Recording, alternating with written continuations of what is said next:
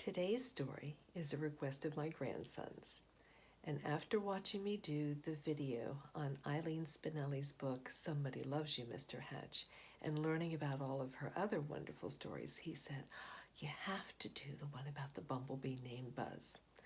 So this is for you, Nathaniel. But before we get started, did you know that scientists feel that bumblebees shouldn't be able to fly with the shape and size of their body and their little wings? They feel it's impossible. And Buzz learned this, or thought she did, and that's where the problem happens. So here's the story about Buzz by Eileen Spinelli with pictures by Vincent Nguyen. Buzz loved being a bee. She loved the taste of honey. She loved dozing in her cozy hive. She loved nosing in the sunlit clover. But best of all, her favorite thing, she loved flying.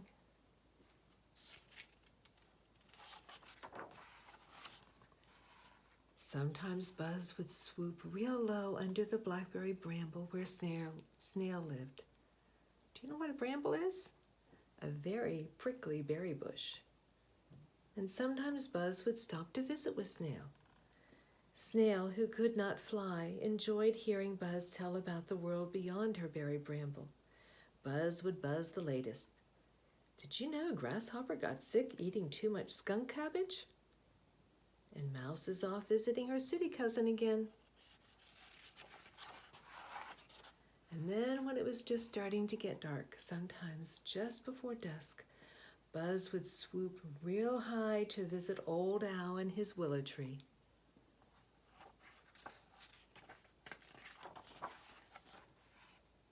Old Owl always had wise things to say. Honey isn't everything, he would say, and let sleeping owls alone. He was a bit of a grump, I think. But one day, when Buzz was out flying, a storm came up, and the wind blew a sheet of newspaper out from under a bench. The headline caught Buzz's eye. Buzz flew in for a closer look, and she was shocked to read the story. Professor declares bees can't fly. Professor Emil Popkin's study is complete. He says the body of a bee is too chunky for flight. Airplanes, birds, and dragonflies are made to fly, he says, but a bee's chunky body, well, it has no business getting off the ground. And yet, the rest of the article was missing, but Buzz had read enough. If someone like Professor Popkin says bees can't fly, it must be true. Buzz bobbled, and she wobbled, and fell plimp down to the ground. Befuddled, she huddled under the brambles, and Snail tried to cheer Buzz. It's really not so bad not being able to fly, she said. Buzz sniffled. It is for me. Snail offered Buzz a berry blossom. Buzz was not hungry. Berry juice? Buzz was not thirsty.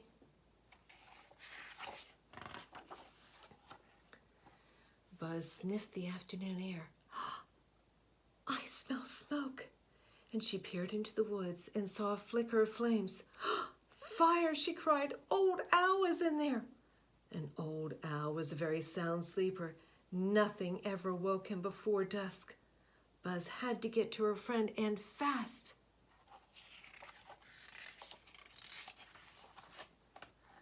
Buzz raced around a fallen pine cone.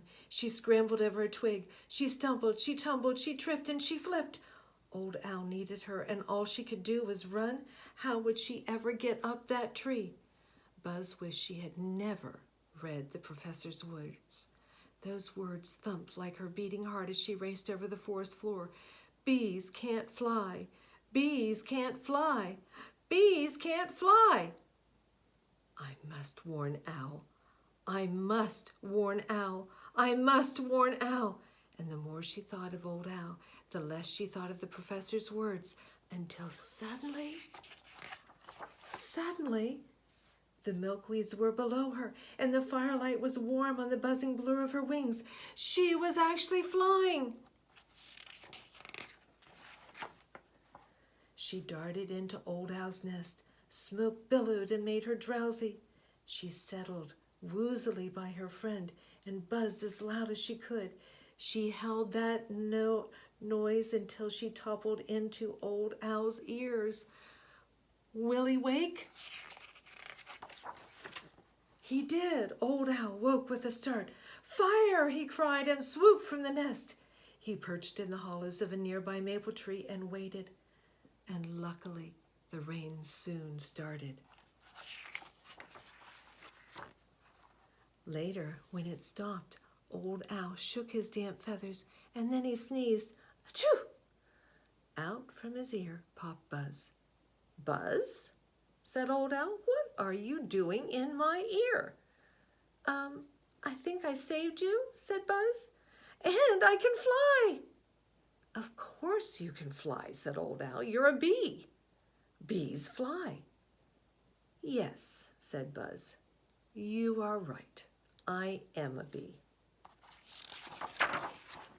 And I can fly. I'm so pleased that Buzz stopped thinking about what she thought she couldn't do and started thinking about what she needed to do to help her friend. And honestly, I wish she had been able to find the rest of that article to get all of the facts, because even though scientists don't feel bees can fly, they've admitted that that's just one of life's mysteries. They do. It might be a good question to actually ask on that mystery science program and see if they can explore how bees actually fly. I hope you enjoyed the story about Buzz.